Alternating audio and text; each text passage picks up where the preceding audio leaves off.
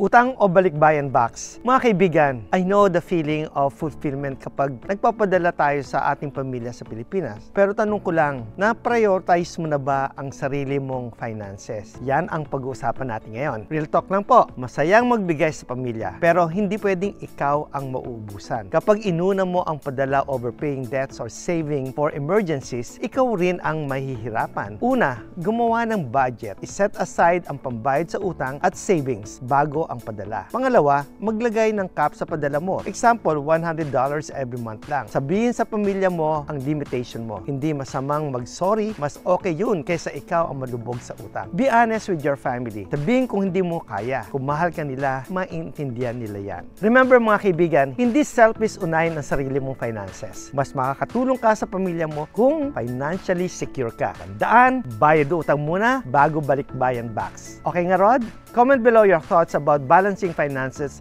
and family support. Follow for more tips.